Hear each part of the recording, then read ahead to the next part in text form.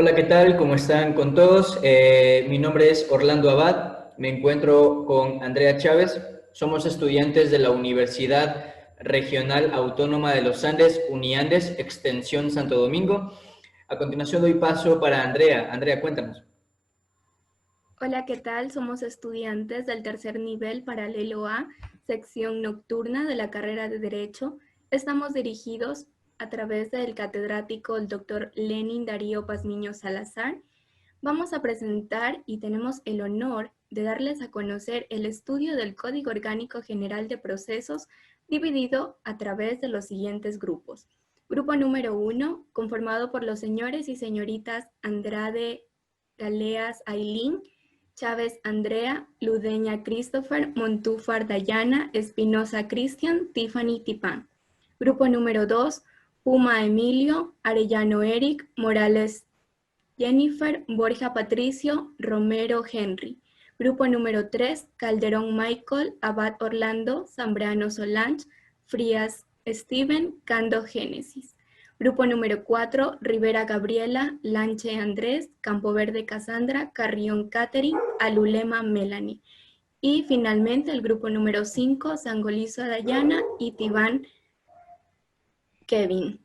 A continuación, vamos con el grupo número 1.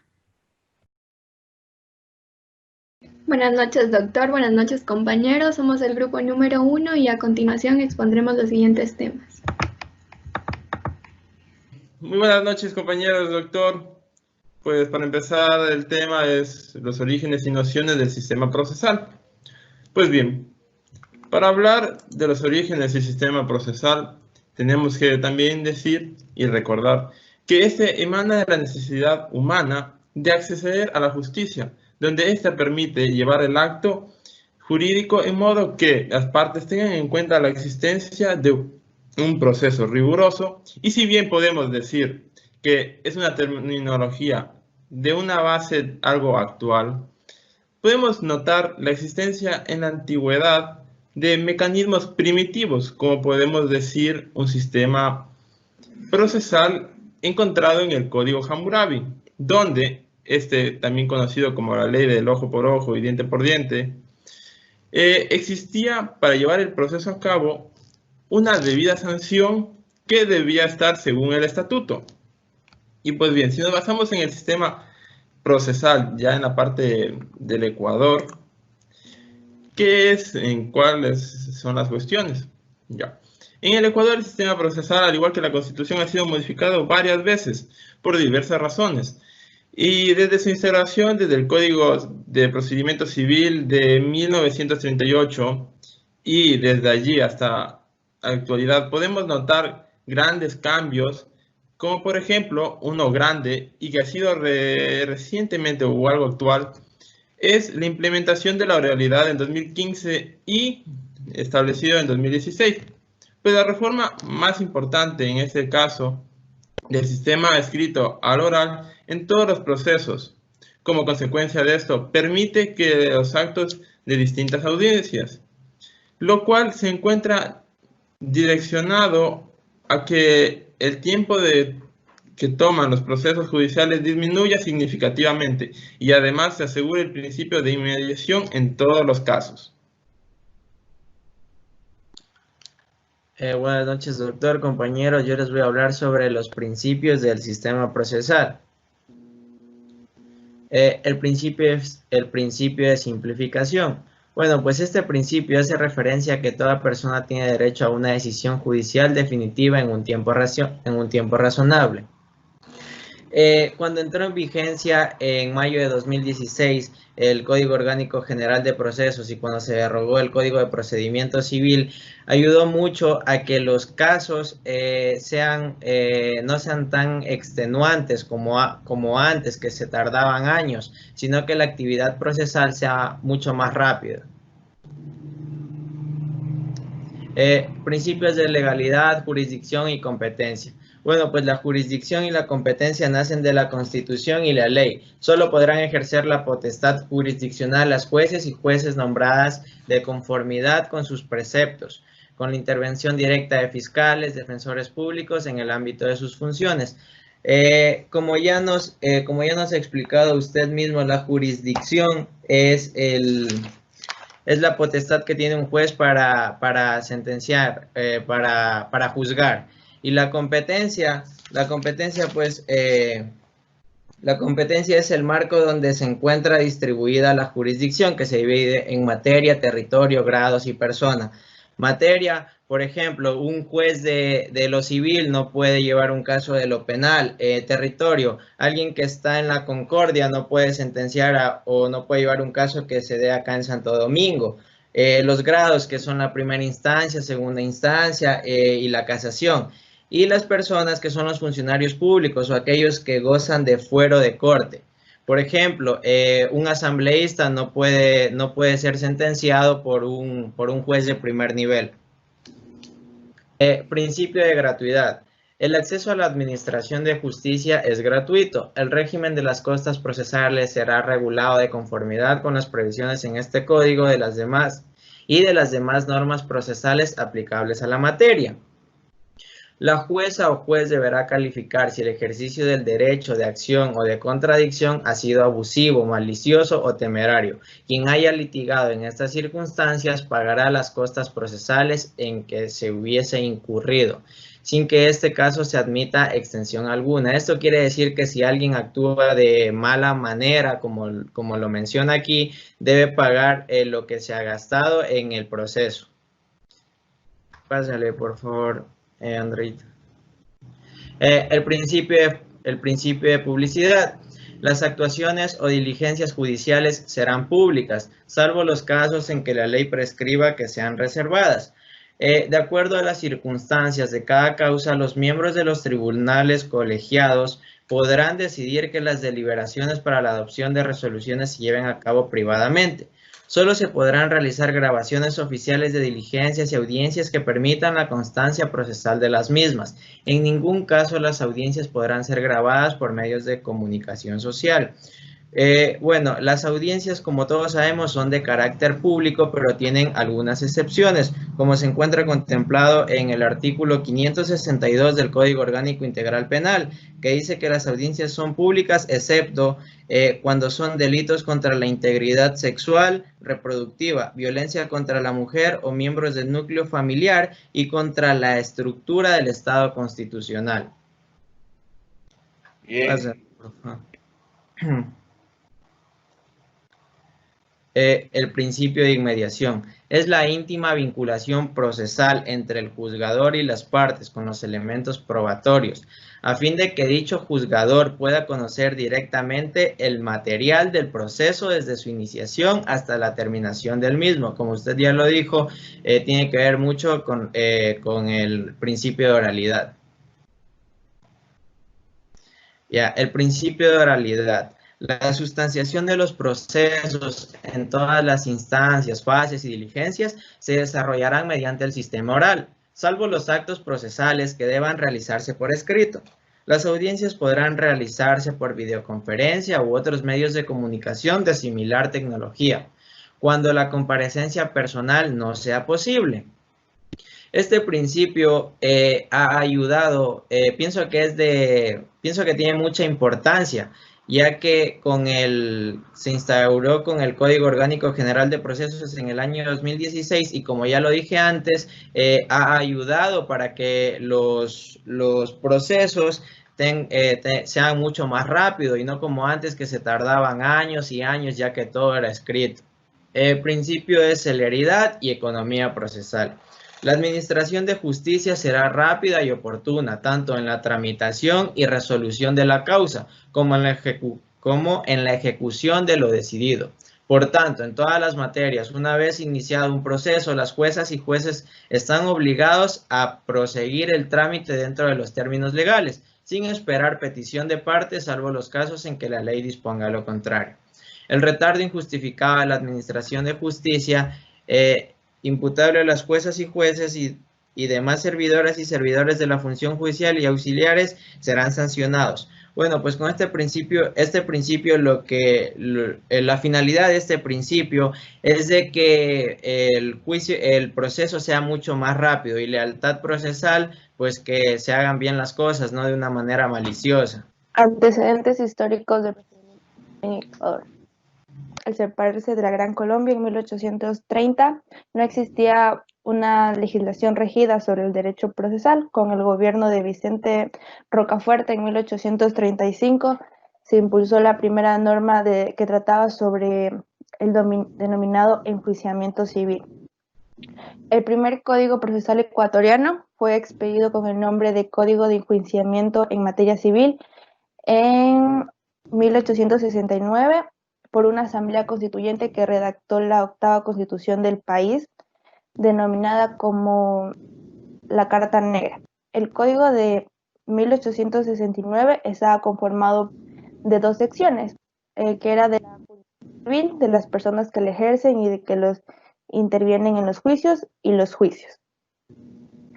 En 1879, 10 años después, se dictó un nuevo Código de Enjuiciamiento de Materia Civil, elaborado por la Suprema de Justicia, órgano que se inspiró en los códigos procesales de España y Perú. En 1890, un nuevo código procesal se dividió por primera vez las normas que regulaban el procedimiento civil con la organización judicial, al dictarse la Ley Orgánica del Poder Judicial. En 1938, bajo la administración del general Alberto Enrique Gallo, se expidió un nuevo cuerpo legal que utilizó por primera vez la denominación Código de Procedimiento Civil. Este código fue reformado mediante decreto 1139. Siguientes se le efectuaron reformas menores. La cuarta y última codificación del Código del Procedimiento Civil se promulgó el 12 de julio del 2005, la cual con algunas reformas estuvo vigente hasta el 2015, siendo derogado por el Código Orgánico General de Procesos. A lo largo de su periodo de vigencia, tuvo varias reformas en su texto legal. Sin embargo, desde el 2015 de la Asamblea Nacional empezó a redactar el Código Orgánico General de Procesos, el mismo que entró en vigencia para mayo del 2016 en la mayoría del país.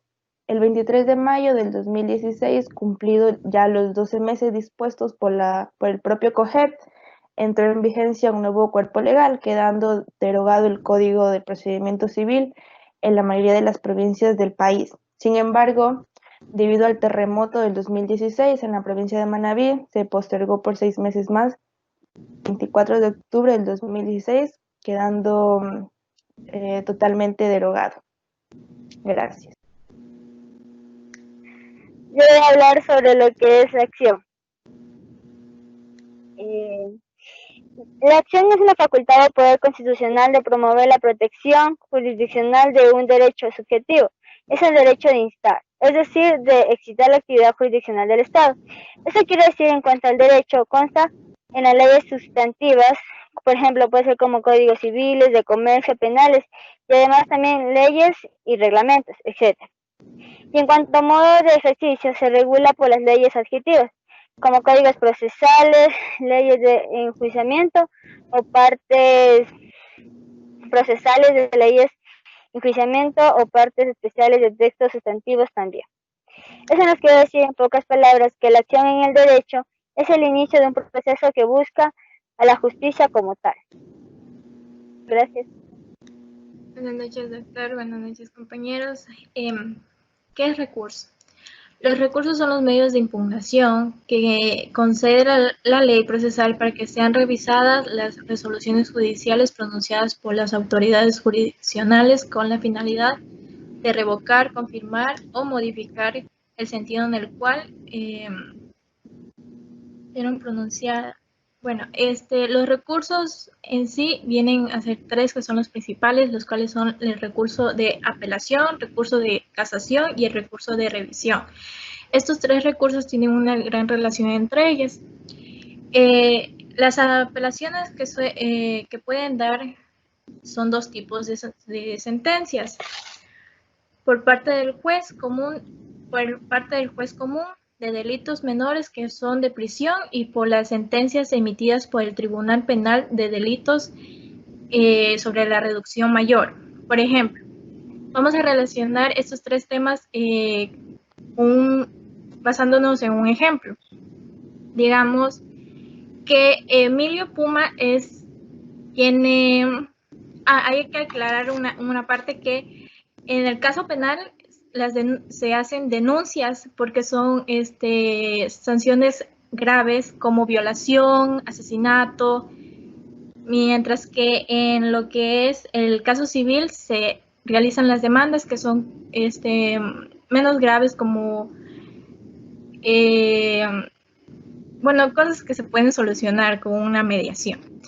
El Código Orgánico General del Proceso, en el artículo 256, dice que el recurso de apelación procede contra las sentencias y los autos interlocutorios dictados dentro de la primera instancia, así como contra las providencias con respecto a las cuales la ley concede expresamente este recurso. Como decía en el ejemplo, en el caso de que una persona sea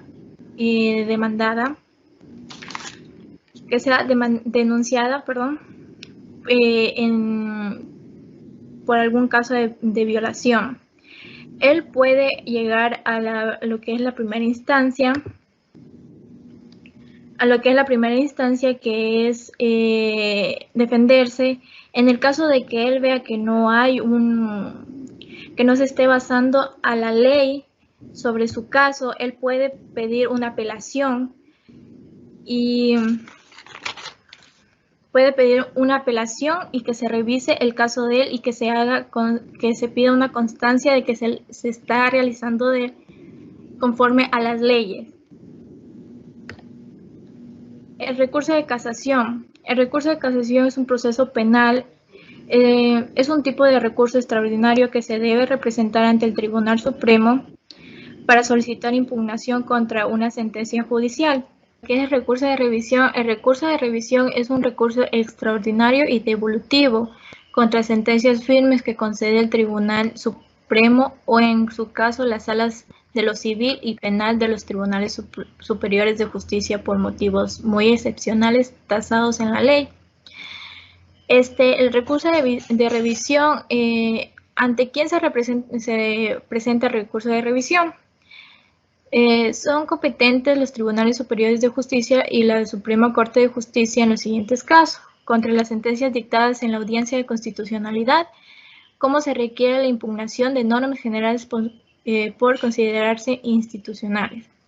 En el caso de que la sentencia ya se esté dada, llega lo que es el recurso de revisión, que es la revisión global de toda la sentencia en sí, en el cual se dicta si está bien o mal dictada y investigado el proceso sobre el caso de esta persona, y puede correr el riesgo de que si existe un dictamen mal o su sentencia está mal dictada, puede llegar a que se le suban más años de prisión, o puede llegar también a que se le dicte los años que se le están dando conforme su delito. Gracias. A continuación les voy a exponer acerca del proceso. ¿Qué es el proceso? En el ámbito jurídico se lo denomina el proceso como la sucesión de actos procesales concatenados entre sí y están organizados de manera sistemática y productiva por los sujetos procesales de la relación jurídica procesal. Es decir, que el proceso es el conjunto de normas que tiene como fin obtener un resultado a través del sistema jurídico en el cual incluye a los sujetos procesales. Características del proceso. El proceso se desarrolla a través de la cronológica y la lógica. En la cronológica se estudia lo que es darle los datos y los hechos se verifican progresivamente durante un cierto tiempo, es decir, el límite que tiene el proceso para ser analizado. Y la lógica porque se relacionan entre sí como presupuesto y consecuencia. y se enlazan en razón del fin que persiguen. Es decir, que el proceso se relaciona con la coherencia de las ideas para que no exista controversia. Los elementos del proceso. Existen 3 elementos: el subjetivo, objetivo y actividad. El elemento subjetivo, que se refiere a la persona que interviene en el desarrollo del proceso, como las partes procesales y el juez. El elemento objetivo, que se refiere a la pretensión que formula el demandante para iniciar el proceso. Dicha pretensión, a su vez, se la traduce en la demanda, en la parte que señala los fundamentos de hecho y de derecho. A través de la pretensión podemos ver que es fundamental en el proceso, ya que los sujetos procesales quieren obtener a través de la misma algo que les convenga. El elemento de actividad es el proceso en materia civil. Se inicia a petición de parte, pero luego se desarrolla de oficio. Esto es por impulso del juez. Quiere decir que aquí entra la plena intervención de las partes procesales para obtener un determinado fin. Gracias. Buenas noches, somos el grupo número 2, conformados por Henry Romero, Jennifer Morales, Eric Arellano, Patricio Borja y Emilio Pumo. A continuación, Jennifer Morales. Objetivo del sistema procesal civil: aplicar el sistema oral conforme lo dispone la Constitución para robustecer el debido proceso y promover las garantías procesales. Unificar los procesos de manera que los jueces puedan actuar en diversas materias empleando normas similares. Todo en el derecho procesal está enfocado a emitir ese juicio desde las mismas normas de procedimientos en sí mismas, pasando por las medidas cautelares o la prueba. Las normas de ejecución sirven para que el juicio sea eficaz, por ello no se separan de esa común finalidad. La administración de justicia,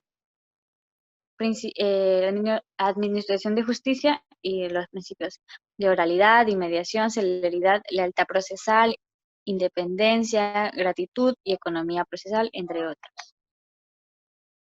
El Código General de Procesos, la estructura la aplicación de los principios constitucionales y procesales que rigen la administración de justicia y los despliegan a través de las distintas etapas de todo proceso judicial.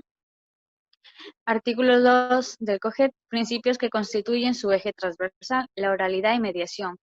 Se viabiliza la utilización del sistema oral en la sustentación de procesos en consonancia con el principio de inmediación. Celeridad: sus normas enfatizan la agilización de los procesos judiciales, y la lealtad procesal, la buena fe de las partes en su actuar en el proceso y la práctica de pruebas. A continuación, el compañero. Bueno, yo soy Eric Arellano y voy a hablarles sobre algunos artículos de la Constitución ecuatoriana. Artículo 1 de la Constitución ecuatoriana del Ecuador. El Ecuador es un Estado constitucional de derechos y justicia, social, democrático, soberano, independiente, unitario, intercultural, plurinacional y laico. Se organiza de forma de república y se gobierna de manera descentralizada. La soberanía radica en el pueblo, cuya voluntad es el fundamento de la autoridad y se ejerce a través de los órganos del poder público y de las formas de participación directas previstas en la Constitución. Los recursos naturales no renovables del territorio del Estado pertenecen a su patrimonio inalienable, irrenunciable e imprescriptible. Artículo 75. Toda persona tiene derecho al acceso gratuito a la justicia y a la tutela efectiva, imparcial y expedita de sus derechos e intereses, con sujeción a los principios de inmediación y celeridad. Ningún caso quedará en indefensión. El incumplimiento de las resoluciones judiciales será sancionado por la ley. Artículo 167. La potestad de administrar justicia emana del pueblo y se ejerce por los órganos de la función judicial y por los demás órganos y funciones establecidas en la Constitución. Gracias. A continuación, el compañero Patricio Borja. Buenas noches, yo soy Patricio Borja. Voy a exponerles sobre el artículo 168, el numeral 6. La sustentación de los procesos en todas las materias, instancias, etapas y diligencias se llevará a cabo mediante el sistema oral, de acuerdo con los principios de concentración, contradicción y dispositivo. El numeral 6 habla sobre cómo se van a llevar los procesos, de los cuales tienen que ser de forma oral, ya que es la forma más rápida de sacar una conclusión, y también que se deben seguir correctamente debido a la ley. El artículo 169 dice que el sistema procesal es un medio para la realización de la justicia. Las normas procesales consagran los principios de simplificación, uniformidad, eficacia, inmediación, celeridad y economía procesal, y harán efectivas las garantías del debido proceso. Esto nos dice que para el cumplimiento de las normas, los procesos deben llevarse a cabo de una manera que sea eficaz, ya que el Estado no ocuparía demasiados recursos, pero también que estos estén regidos a la garantía del debido proceso, ya que para obtener una conclusión justa no se puede omitir ninguna de esas garantías. El artículo 72 nos dice: los jueces y juezas administrarán justicia con la sujeción a la Constitución, a los instrumentos internacionales de derechos humanos y a la ley. Esto nos dice que los encargados de administrar justicia deberán apegarse al derecho positivo, ya que hay ciertos procedimientos y consecuencias que se deben seguir al pie de la letra para que no se quebrante la ley. Buenos días, doctor. Al momento, Emilio Puma y Henry Romero va a dar la siguiente exposición: elementos que sustentan el sistema procesal no penal en Ecuador. A continuación, dentro de la justicia judicial, las autoridades encargadas de administrar la justicia deben hacerlo basándose en una serie de principios, los cuales se encuentran reconocidos dentro de su propia Carta Magna. Asimismo, para el caso ecuatoriano, estos principios se encuentran consagrados en el artículo 168 de la Constitución de la República del Ecuador, mismos que serán expuestos a continuación. Empezamos por el principio de independencia. Cabanellas define la independencia como la libertad o autonomía de gobierno y la legislación de un Estado en relación a cualquier otro. Es decir, que la toma de decisiones en la administración de la justicia no dependerá de agentes que no se encuentren vinculados con la causa pertinencia a una materia de litigio. Viene el principio de autonomía. La función judicial gozará de autonomía administrativa, económica y financiera. El principio de unidad jurisdiccional. En virtud de la unidad jurisdiccional, ninguna autoridad de las demás funciones del Estado podrán desempeñar funciones de administración de justicia ordinaria, sin perjuicio de las potestades jurisdiccionales reconocidas por la Constitución. El principio de la gratitud. La Constitución se refiere al principio de gratitud en el numeral 4 del artículo 168 de la Constitución. De la siguiente manera: el acceso a la administración de justicia será gratuito. A continuación, el principio de oralidad. La Constitución consagra a las sustancias de procesos en todas las materias, instancias, etapas y diligencias que se llevará a cabo mediante un sistema oral. El sistema o medio de administración de justicia. La Constitución, mediante su artículo 169, nos dice que el medio idóneo para llevar a cabo la administración de justicia es el sistema procesal. El sistema procesal es un medio para la realización de justicia. De igual manera, manifiesta que las normas procesales consagrarán los principios de simplificación, uniformidad, eficacia, inmediación, celeridad y economía procesal y harán efectivas las garantías del debido proceso. A continuación.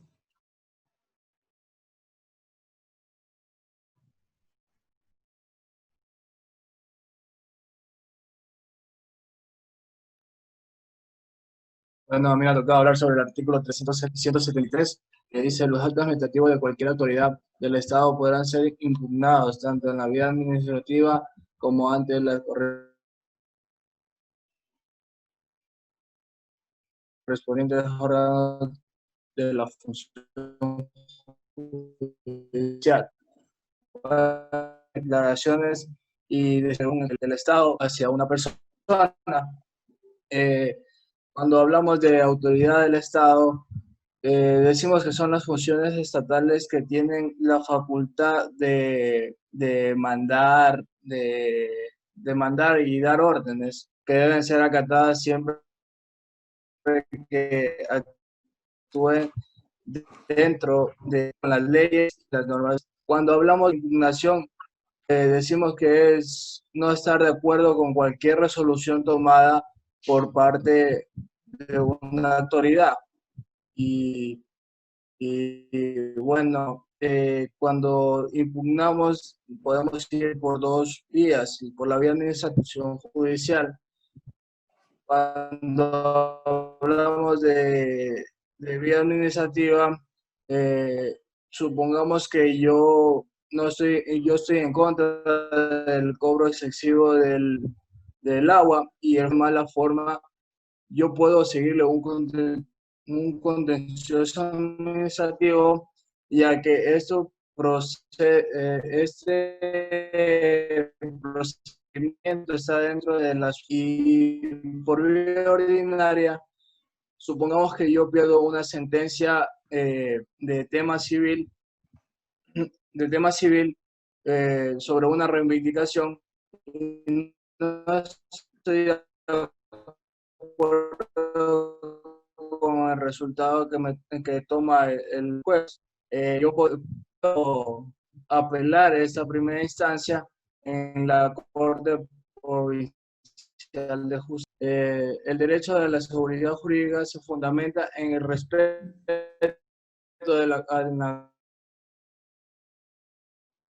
a la Constitución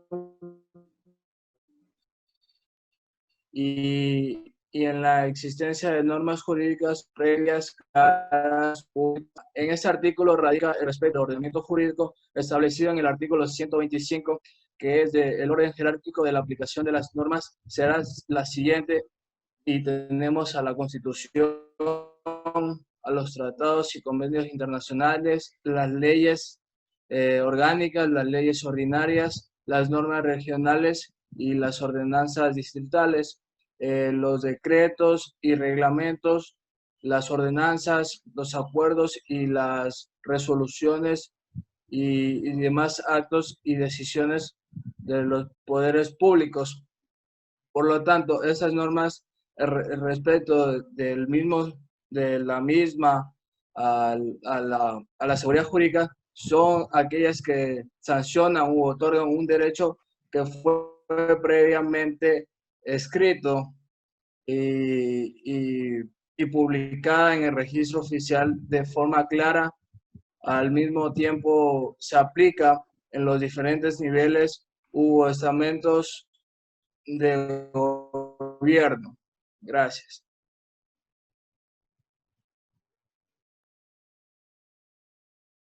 Bien, muy buenas noches con todos ustedes presentes.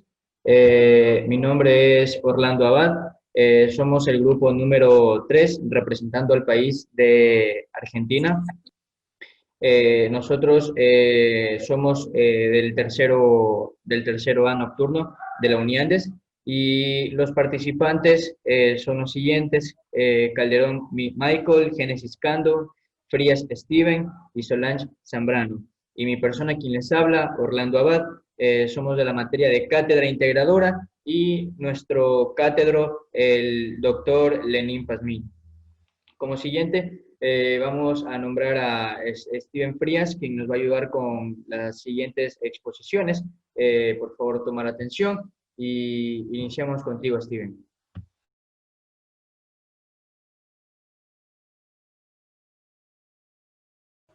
Buenas noches, doctor. Buenas noches, compañeros. Bueno, a mí me ha tocado, mi nombre es Steven Frías y me ha tocado exponer las nociones generales del COGER. La Constitución en 1998, mediante su 27ª disposición transitoria, dio la implementación del principio de oralidad en sustentación de los procesos con el cual el Congreso Nacional reformó varias leyes. También una de esas fue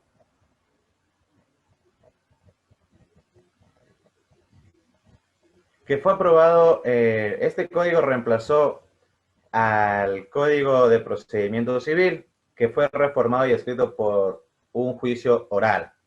Lo que el primer Código de Procedimiento Civil fue expedito con el nombre del Código de Enjuiciamiento en materia de civil en 1869. Con esto fue aprobado. Dice que el Código Orgánico General de Procesos, más conocido por su abreviatura como el COGED, es el cuerpo legal ecuatoriano, el cual se encarga de regular el procedimiento, los procedimientos judiciales en partes que le corresponden en los tribunales de justicia. Por su naturaleza se descarta también de la regulación de procesos correspondientes al ámbito constitucional, electoral y penal. Bueno, fue aprobado el 26 de abril del 2015 por la Asamblea General y fue remitido al Ejecutivo para su sanción u objeción 3 días después, que fue el 29 de mayo. Se conoció la objeción parcial del presidente y por ende la Asamblea se pronunció sobre las objeciones hechas por el Ejecutivo un 12 de mayo y finalmente fue publicado el registro oficial el 22 de mayo del 2015. Entonces, este código reemplazó al Código de Procedimiento Civil, como ya hablamos en unos segundos. También lo que nos manifestó es que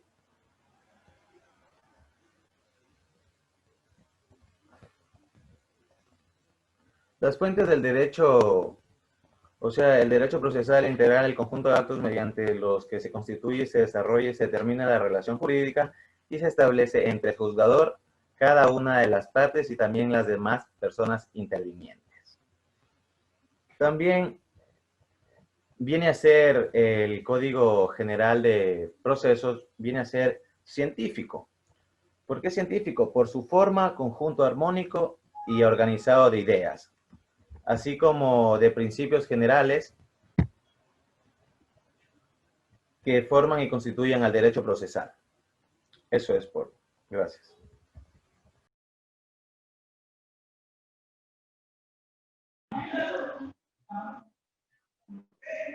Muy buenas noches, doctor, compañeros presentes. Yo les voy a hablar sobre lo que es los fines del COGEP, los principios del COGEP y las funciones del COGEP. Mañana, por favor, si me puede dar retrocediendo a la diapositiva. Muy bien, gracias. ¿Cuáles son los fines del COGEP? Los fines del COGEP es regular el procedimiento en los procesos jurisdiccionales entre partes que corresponden a los juzgadores, salas, tribunales de la justicia del Ecuador. ¿Cuáles son los principios? Los principios tienen una gran importancia dentro de cualquier caso, ya que mediante ellos se puede agilitar los procesos para que puedan llegar a soluciones específicas, en los cuales los jueces tendrán que implementar estos principios para poder llegar a un acuerdo. Las funciones del COGEP. Como sabemos, el derecho procesal es una perteneciente del derecho público, pero esta está ligada a todas las ramas sustantivas del derecho, sean estas de tendencia pública, privada o social, y ya que es un sistema normativo orientado a la realización de la norma sustantiva y correcta aplicación de la ley.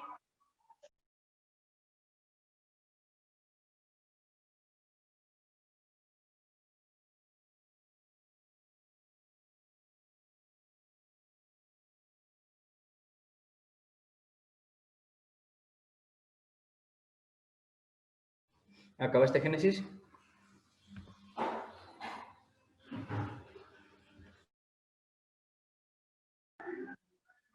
Sí, lo que sigue es la compañera.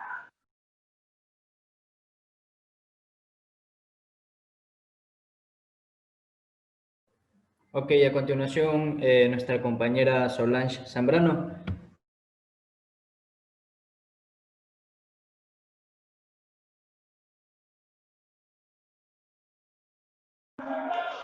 El artículo 1 habla sobre el ámbito. Este código regula la actividad procesal en todas las materias, excepto la constitucional, electoral y penal. En el artículo 2 tenemos los principios rectores. En todas las actividades procesales se aplican los principios previstos en la Constitución de la República, en los instrumentos internacionales de derechos humanos, en los instrumentos internacionales ratificados por el Estado. Artículo 3. Dirección del proceso. La o el juzgador, conforme con la ley, ejercerá la dirección del proceso. El artículo 4. Proceso oral por audiencia. Proceso oral por audiencia. La sustanciación de los procesos en todas las instancias, fases y diligencias se desarrollan mediante el sistema oral.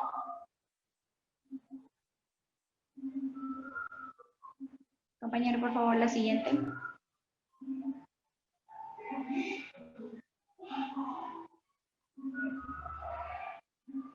Artículo 5. Impulso procesal.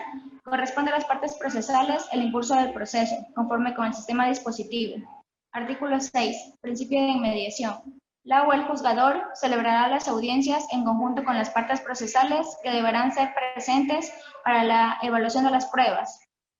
Artículo 7. Principio de intimidad. Las o los juzgadores garantizarán que los datos procesales de las partes procesales se destinen únicamente con la sustanciación del proceso y se registren o divulguen con el consentimiento libre. Artículo 8. Transparencia y publicidad de los procesos judiciales. La información de los procesos sometidos a la justicia es pública.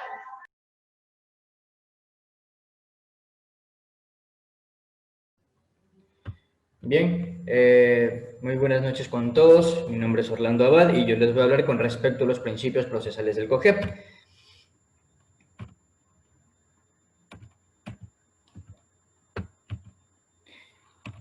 Bien, los principios procesales son las reglas que constituyen puntos de partida por la Constitución de los instrumentos esenciales de las funciones jurisdiccionales, en el sentido en el que se han originado, determinando que sean sustancialmente como son garantías que los ciudadanos tienen dentro del Estado, ya que con estos principios no tienen que ser vulnerados para la aplicación del debido proceso. Dentro de los principios tenemos el principio de igualdad. El principio de igualdad deben de ser tratados de forma igual. Deben ser tratados de forma igualitaria, es decir, que todos los litigantes deben tener las mismas oportunidades de actuación dentro de los procesos, sin que ninguno sea o una persona se encuentre en una situación de inferioridad. Principio de dispositivo. Hace referencia al deber que tiene los jueces para decidir con lo alegado y probar en autos, es decir, de que su convicción debe ser procedido por estrictamente lo alegado y probado de las partes dentro del proceso. Los principios de legalidad. Consiste en que las formalidades y las actuaciones de las partes de los procesos, incluidos en los tribunales, deben estar contenidos en la normativa, tomando en cuenta en que no se puede aplicar la norma o prohibir una acción a la sociedad sin esta no esté regulada respectivamente en igual forma jurídica que se le prohíba, ¿no? Los principios de economía procesal. Se busca que los procesos vayan sin errores desde el momento en que se han comenzado para evitar costos innecesarios del Estado y esto les afecte por parte de ellos mismos. La Constitución consagra este principio en el artículo número 17, ¿no? Con la finalidad de que se logre una auténtica y pronta admisión de la justicia. Dentro de lo que tenemos el principio de economía procesal, no nos basamos básicamente en el tema de económico, sino que hablamos del tiempo. Mientras más rápido y más se pueda agilitar el proceso, es menos gastos y menos gasto, ¿no? Tanto para el Estado como para la persona autora. Los principios de buena fe, legalidad procesal. Es un principio que impone a todos los sujetos para que sean partícipes del proceso de la obligación de actuar con la lealtad y buena fe procesal, adjuntando su conducta o la justicia y el respeto entre sí, debido a evitándose cualquier conducta fraudulenta o delictiva del proceso. El principio de publicidad. Estos principios se traducen en que todos los procesos deben ser públicos, salvo a los casos que la ley los establezca en lo contrario. Además, el conocimiento público del proceso y sus actuaciones pueden ser inmediatos. Esto es, de que se conoce como la actividad en el momento en que se realiza, o diferente a lo que nosotros conocemos como el conocimiento que se da en forma inmediata. Eso quiere decir de que se da a tiempo después de realizar las actividades de una vez finalizado el proceso. Muchas gracias.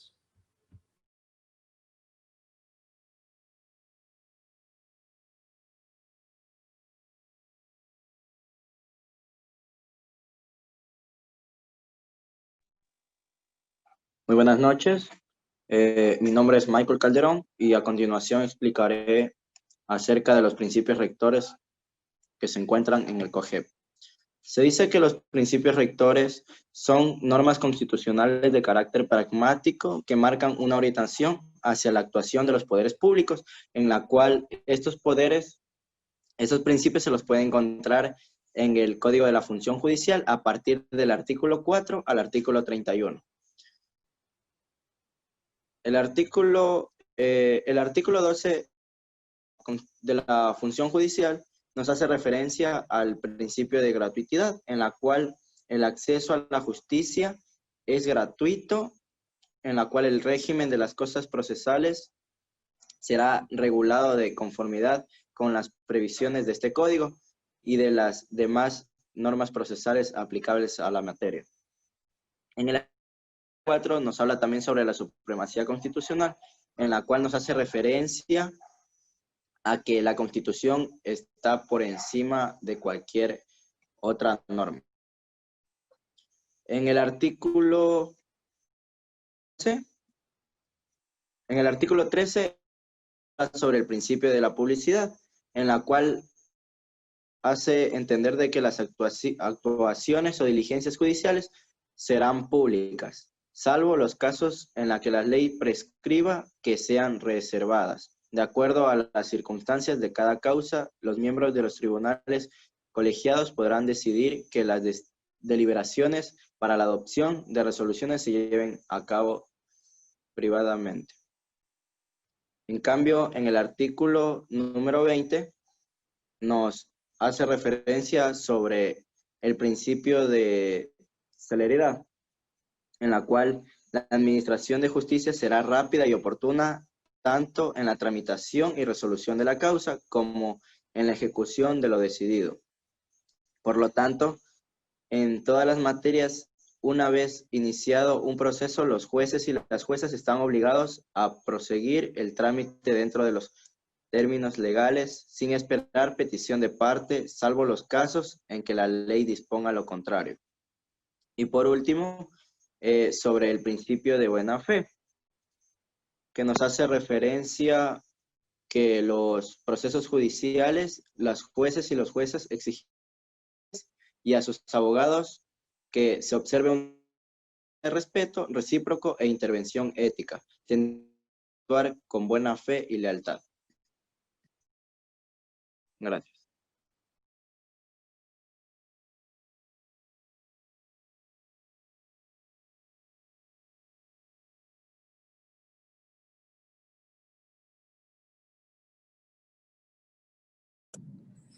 Bueno, mi nombre es Solange Zambrano. Yo les voy a exponer sobre el artículo número 1 hasta el artículo número 8 del Código Orgánico General de Procesos.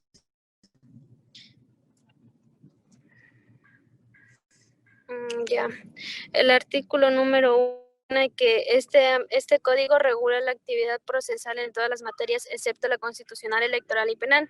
Al artículo número 2 tenemos, según lo que menciona el artículo número 1 de la Constitución, Ecuador es un Estado constitucional de derechos y justicia, democrático, soberano e independiente, unitario, intercultural, laico.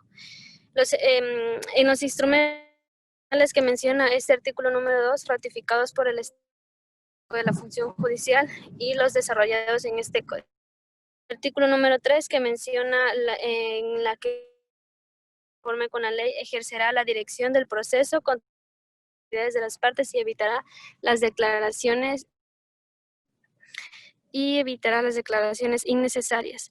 Tenemos también al artículo número 4, que menciona que la sustanciación de los procesos en todas las instancias, fases se desarrollarán mediante el sistema oral, salvo los actos procesales que deben realizarse por escrito. Tenemos el artículo número menciona el impulso procesal que corresponde a las partes procesales del proceso conforme con el sistema dispositivo. Al artículo número 6, que nos habla del principio de inmediación, y entendemos que el principio de inmediación en el sistema procesal oral implica la interacción del juez en la recepción de la prueba a las partes. Tenemos el artículo número 7 que nos habla de la que según lo estipulado en este dicho artículo, los que los datos personales de las partes procesales sean extensión del juicio como tal. Y por último, el artículo número 8 que nos habla de la transparencia y publicidad de en donde menciona que la información de los procesos sometidos es pública. Gracias.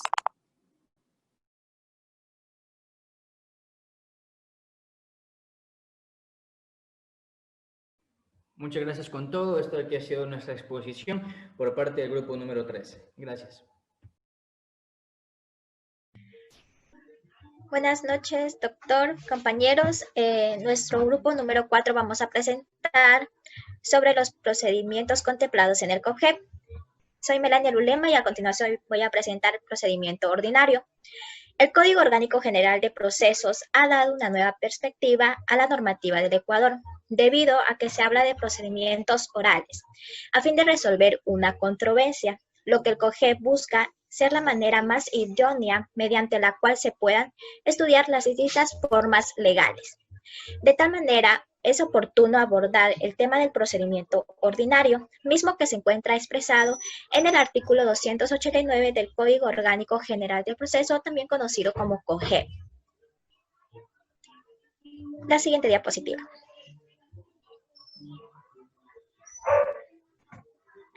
Las acciones sujetas al procedimiento ordinario o casos que se transmitan en el procedimiento ordinario. Según el Código Orgánico General de Proceso, en su artículo 290, se establece que los trámites que se llevan a cabo mediante este procedimiento serán los siguientes: las acciones colusorias y las acciones que priven. En las acciones colusorias se tramitarán mediante procedimiento ordinario. La acción colusoria es la llamada a reparar el perjuicio del producto o a sancionar a los responsables del mismo. Cabe recalcar que toda conducta colusoria anulará los actos, convenciones o contratos que sean afectados por ella. Las acciones que priven, por dominio, posesión o tenencia de algún inmueble o de algún derecho real, de uso, usufructo, habitación, servidumbre o anticresis, constituidos sobre un inmueble o de otros derechos que legalmente pertenezcan a un tercero. 3. Tenemos la tramitación del procedimiento ordinario. Este procedimiento inicia con la presentación de la demanda, misma que debe contener los requisitos establecidos en el artículo 142 del Código Orgánico General de Procesos. Siguiente. 4. Cuando tenemos las audiencias del procedimiento ordinario. Dentro del procedimiento ordinario se suscitan las audiencias que ayudan de manera oportuna al avance o desarrollo del proceso. Según el COGEP, estas pueden ser la audiencia preliminar y la audiencia de juicio. A continuación voy a explicar sobre la audiencia preliminar. Aquí se plantea a todas prestaciones que no tengan previsto un trámite especial. Tiene su propio procedimiento. El demandado tiene un tiempo límite de 30 días para contestar desde la última citación. Con la constatación de ella o sin ella, en el término de 3 días posteriores, la o el juzgador convocarán a una audiencia preliminar, la que deberá realizarse en un término no menor a 10 días ni no mayor a 20 días. La audiencia de juicio. Dentro de la audiencia de juicio se resolverán la suerte del proceso. Es así que COGEP, en su artículo, establece que la audiencia de juicio se la realizará en el término máximo de 30 días contados a partir de la culminación de la audiencia preliminar. El juzgador dará su resolución mediante el procedimiento oral de acuerdo con lo previsto en el COGEP. Como conclusión podemos decir que dentro del procedimiento ordinario se establece que que el COGEP da maneras ágiles y eficaces para resolver una controversia durante el proceso.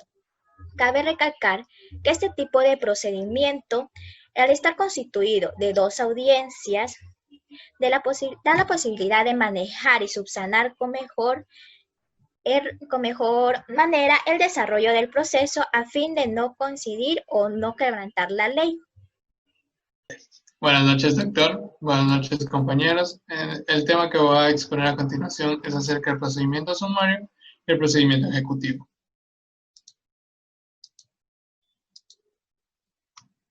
Procedimiento sumario.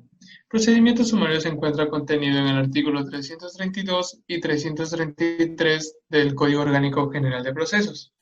Este procedimiento guarda muchas similitudes con el procedimiento ordinario, con la característica fundamental de que los trámites son simplificados, es decir, que se desarrollará en audiencia única que contiene 2 fases.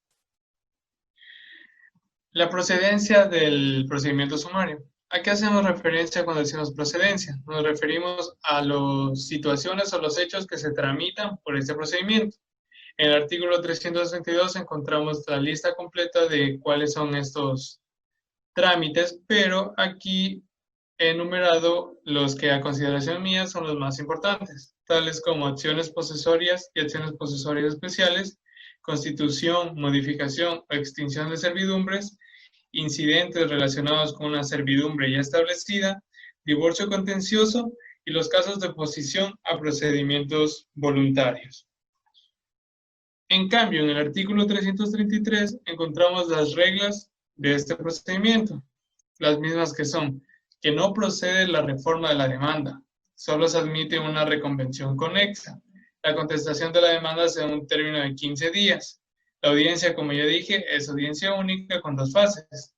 El juez no podrá suspender audiencia para emitir de forma oral la sentencia en casos de alimentos, tenencias, visitas, patria potestad de los niños, niñas y adolescentes. Y por último, que serán apelables las resoluciones dictadas en el procedimiento sumario. El procedimiento ejecutivo. Ese procedimiento se encuentra entre el artículo 347 y el artículo 355. Este es un tipo de procedimiento que se usa exclusivamente para casos donde se halla una deuda y solo resta cobrarla. Este tipo de procedimientos presenta 2 ventajas fundamentales. La primera es que ofrece la posibilidad de pedir al juez, antes de las respectivas citaciones al demandado, la ejecución de las llamadas medidas cautelares, las cuales son órdenes que buscan garantizar que se pueda cobrar la deuda por medio de los bienes del deudor. ¿Cuáles son estas medidas cautelares? Son prohibición de enajenar, secuestro de bienes y la retención de cuentas. Y como segunda ventaja tenemos también que el juicio ejecutivo, al igual que el sumario, son procedimientos simplificados o cortos.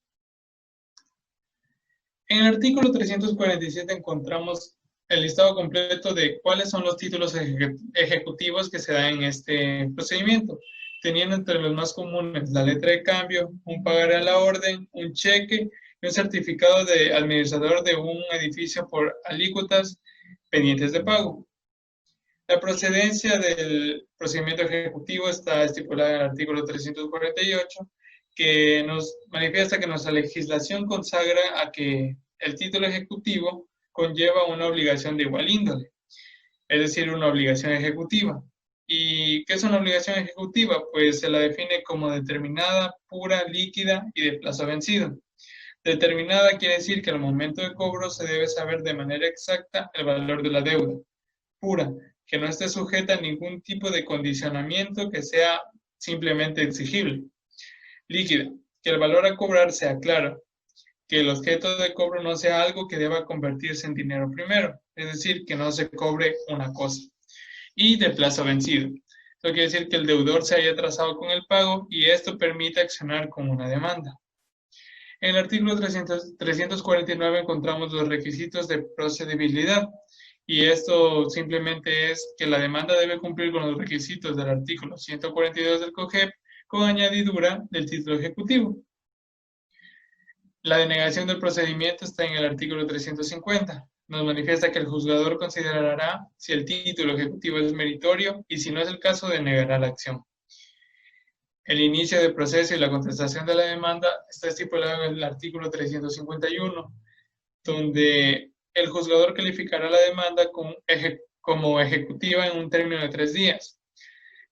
Se contesta esta demanda en un plazo de 15 días y al momento de contestar la demanda, el demandado puede pagar o cumplir la obligación, formular oposición con acompañamiento de pruebas, rendir caución para suspender las medidas cautelares y reconvenir el acto con otro título ejecutivo.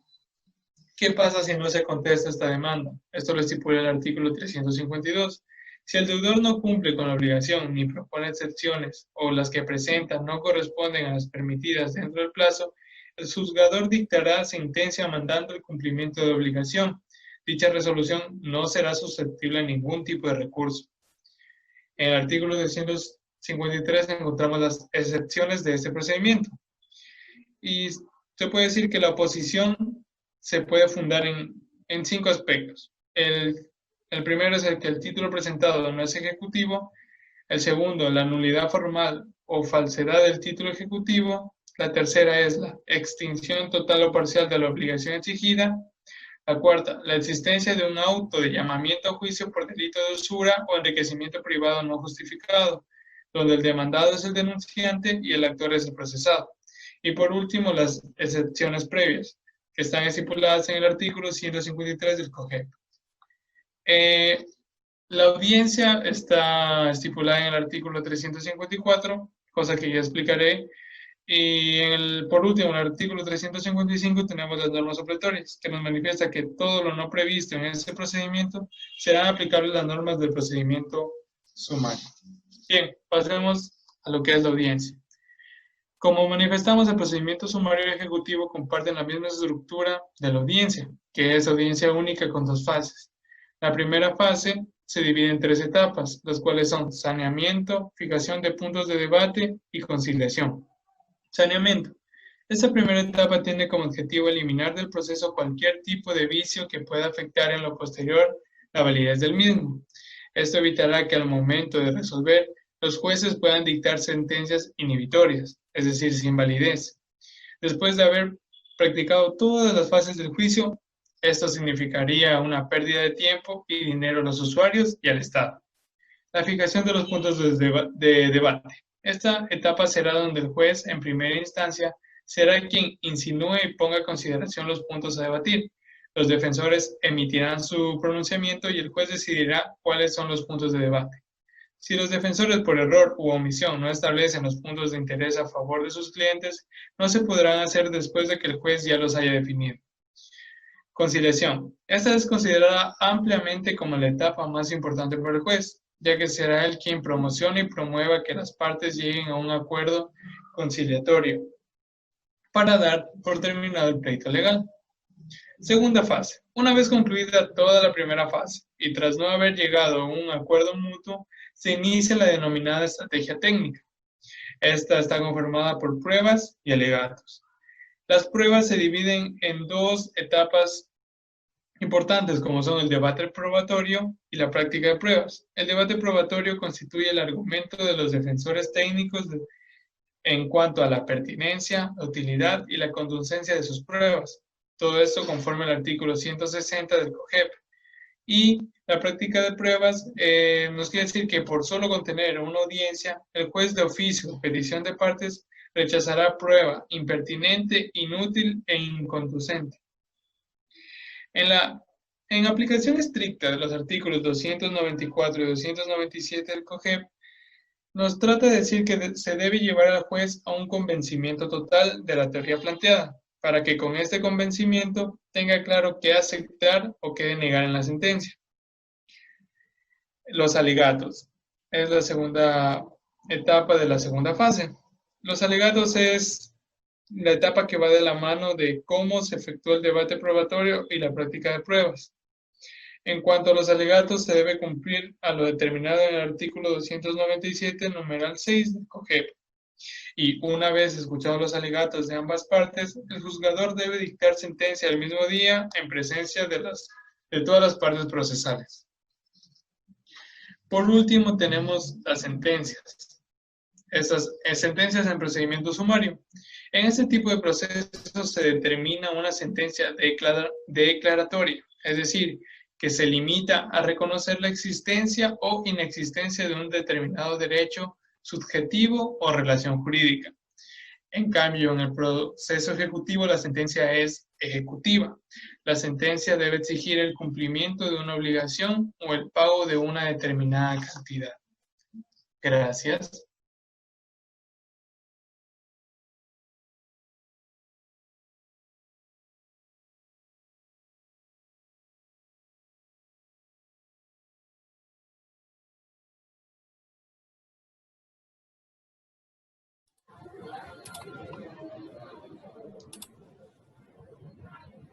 Buenas noches, mi nombre es Gabriela Rivera y yo les voy a hablar acerca del procedimiento voluntario.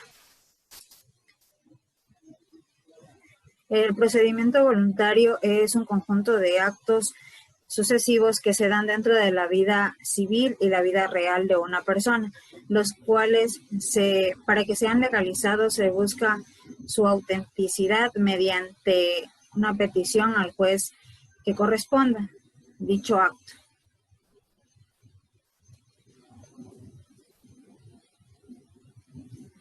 Ya, se utiliza el procedimiento voluntario para los siguientes actos: pago por consignación, rendición de cuentas, divorcio o término de la unión de hecho, siempre que hayan hijos dependientes y se haya resuelto la situación económica y familiar de los mismos, el inventario, partición, autorización de bienes de los niños, niñas y adolescentes sometidos a una custodia.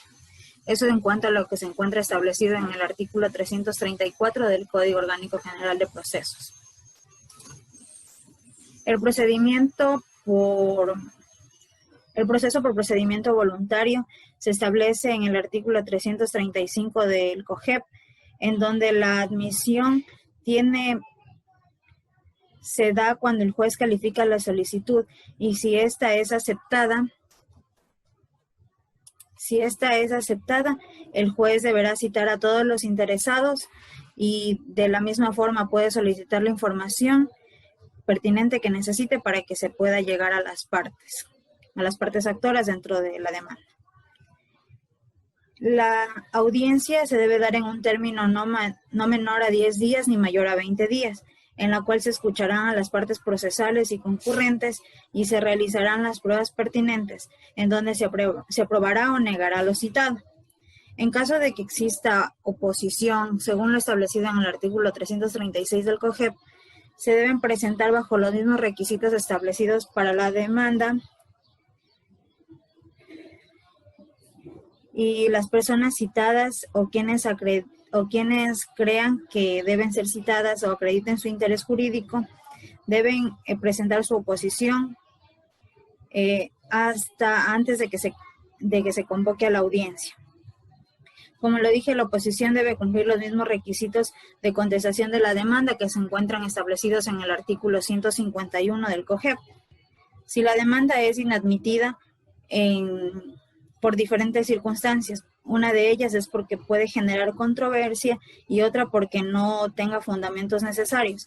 En el caso de que sea por generar controversia, esta deberá sustanciarse por vía sumaria, en donde el juzgador concederá el término de 15 días para que se anuncien las nuevas pruebas y luego se convocará a una nueva audiencia.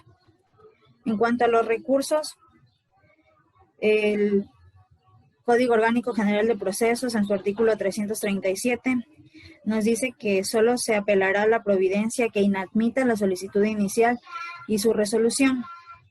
Las demás providencias solamente se darán para aclaración, ampliación y pueden ser reformadas y revocadas, en cuanto a lo que dice el procedimiento voluntario. En cuanto al pago por consignación por procedimiento voluntario, hace referencia a cuando el deudor quiere pagar la deuda, pero el acreedor no quiere recibir el dinero por dicha deuda. Es decir, cuando se rehúsa a recibir el dinero. En primer lugar, el juez convocará la audiencia y ordenará la presencia tanto del deudor como del acreedor para recibir la cosa ofrecida.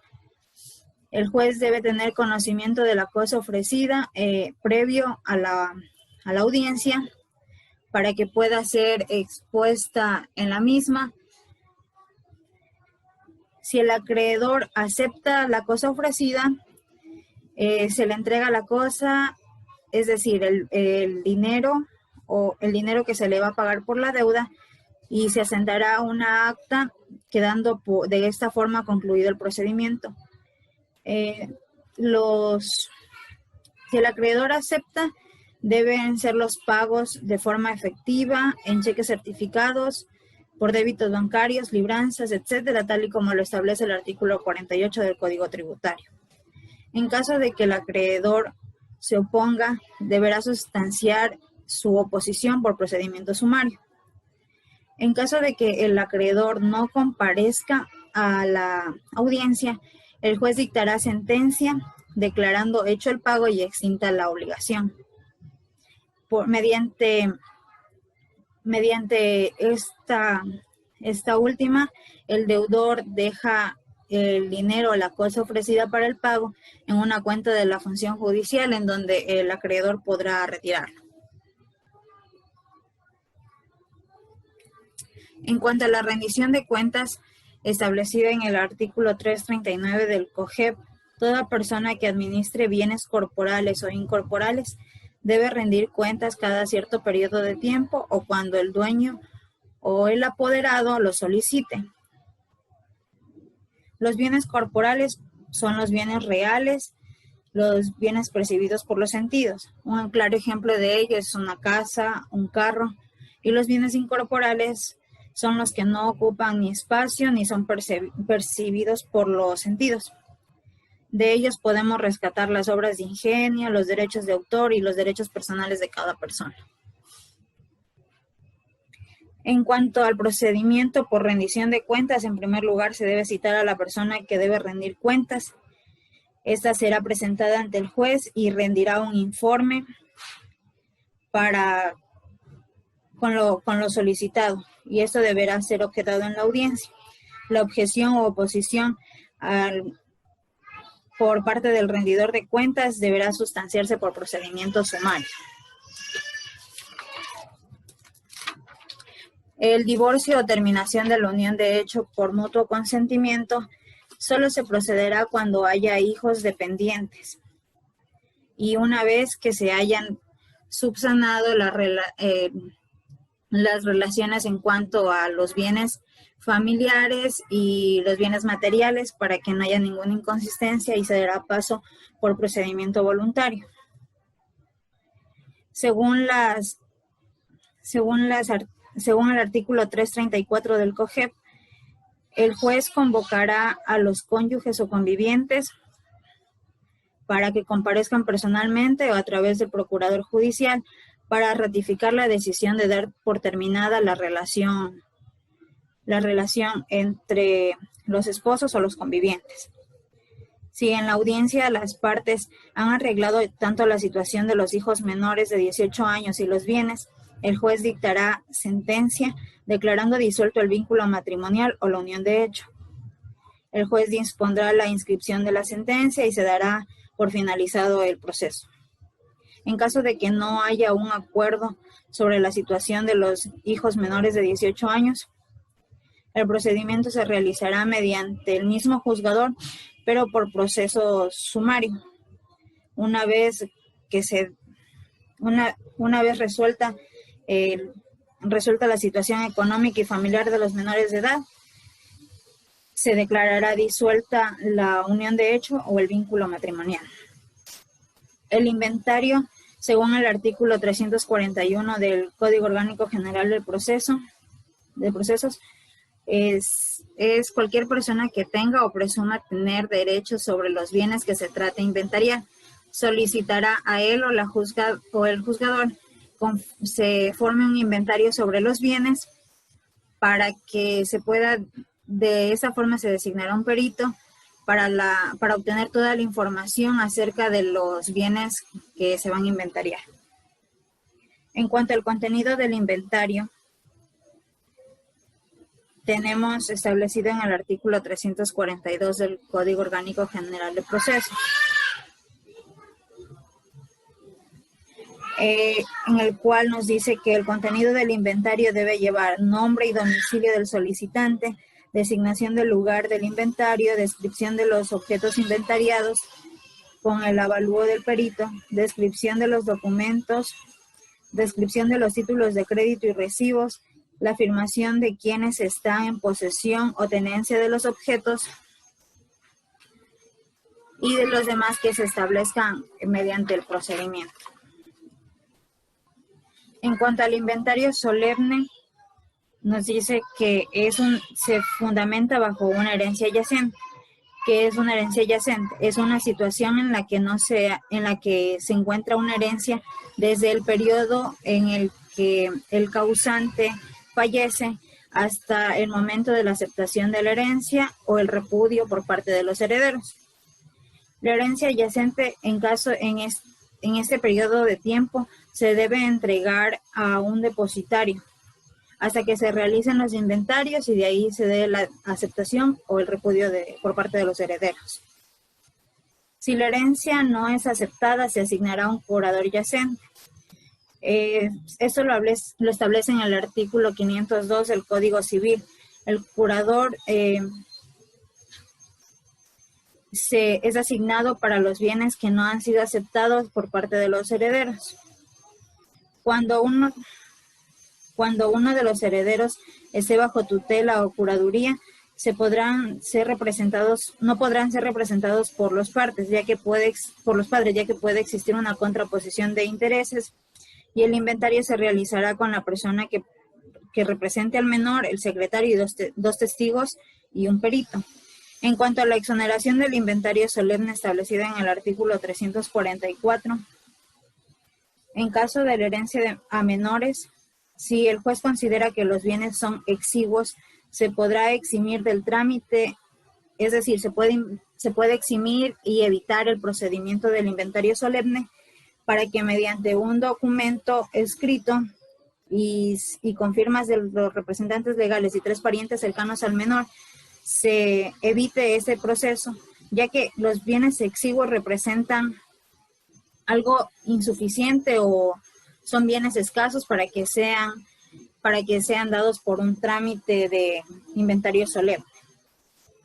En cuanto a la aprobación del inventario establecido en el artículo 345, una vez realizado el inventario, el juez convocará a la audiencia a los inventariados y se dará a conocer el inventario completo de los bienes del causante.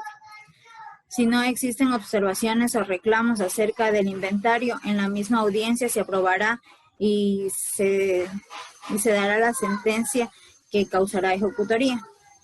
En cuanto a la posición del inventario establecida en el artículo 346, toda observación u objeción, negatividad o tasación, es decir, un avalúo o estimación que no esté acorde a los bienes inventariados, se deberá presentar la debida oposición. Si una parte se encuentra conforme, el juzgador podrá aprobar esa parte de la herencia, y si por otra parte existe la objeción, esa deberá ser sustanciada por procedimiento sumario ante el mismo juez. Los reclamos por dominio o problemas sobre un bien que haya estado dentro del inventario, deberá realizarse la sustanciación por procedimiento ordinario separado, es decir, individual de cada uno de los procedimientos,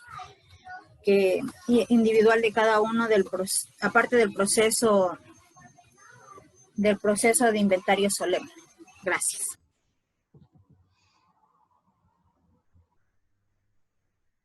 Soy Cassandra Campoverde y voy a hablar acerca de los procedimientos especiales que contempla el COGEP.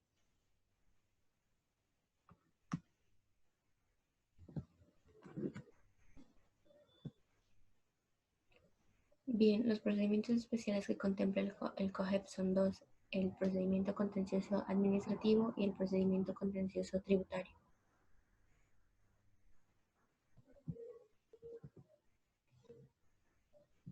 Como primero, el procedimiento contencioso administrativo.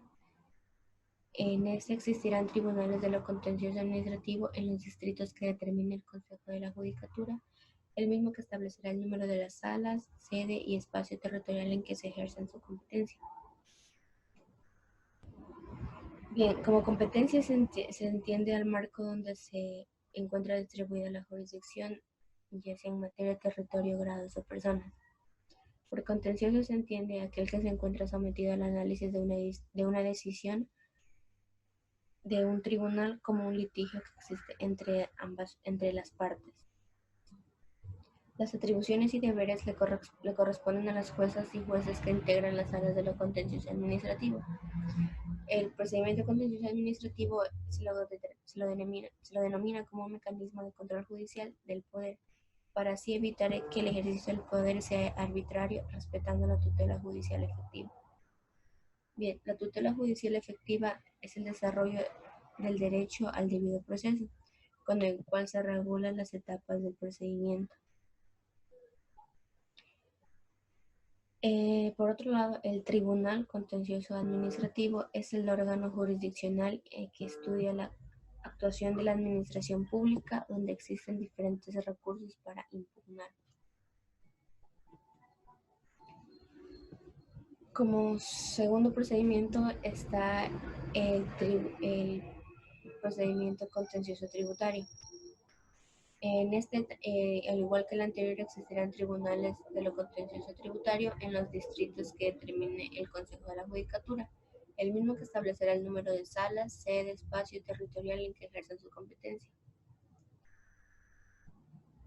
Asimismo, las atribuciones y deberes les corresponden a los jueces y jueces que integren las salas de lo contencioso tributario.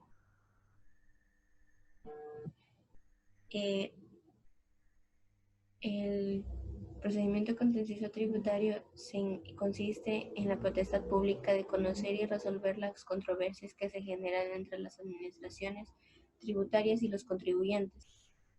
En este caso, los tributos son aquellas prestaciones de carácter económico demandados por el Estado, y el contribuyente es la persona física o jurídica que soporta la carga del impuesto.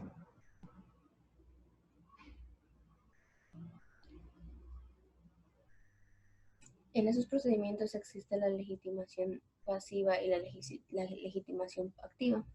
La legitimación activa puede ser la persona natural o jurídica que tenga interés en demandar la nulidad o ilegalidad de los actos administrativos.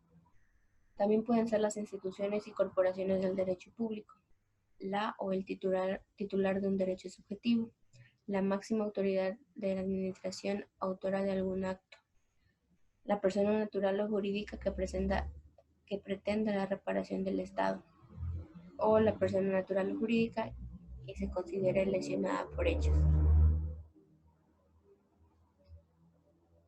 Por otro lado, la legitimación pasiva en el artículo 304 del COGEP es la demanda que se le puede proponer en contra de autoridades, instituciones y entidades del sector público, la o el director delegado o jefe de la oficina u órgano emisor del título de crédito, funcionario recaudador o el ejecutor, personas naturales o jurídicas en casos de acción de lesividad, y por último las personas naturales o jurídicas que hayan celebrado contratos con el Estado. Bien, por lesividad entendemos a la acción mediante la cual el Estado y las entidades públicas pueden acudir a los jueces para impugnar sus propias decisiones, las mismas decisiones que ya se hayan tomado. Se lo considera un acto administrativo. Por otro lado, en el artículo 308 encontramos los requisitos de la demanda. Este nos dice que deberá cumplir con los requisitos de la demanda establecidos ya en el COGEP, y adicional a esto, se le adjuntará la copia de la resolución del acto administrativo, del contrato, disposición impugnados, con la razón de la fecha de su notificación y la relación del acto o hecho impugnado.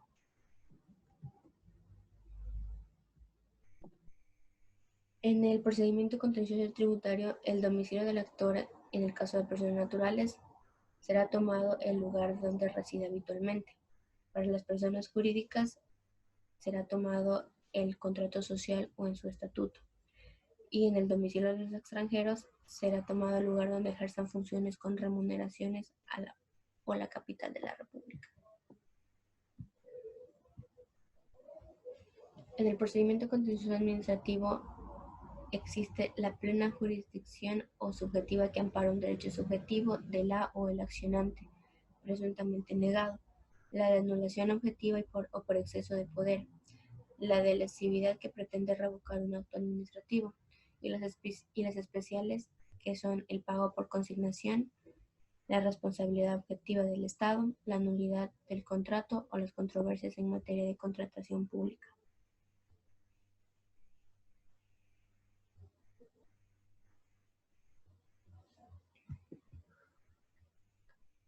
Y finalmente, las acciones que se puedan proponer en contra del Estado.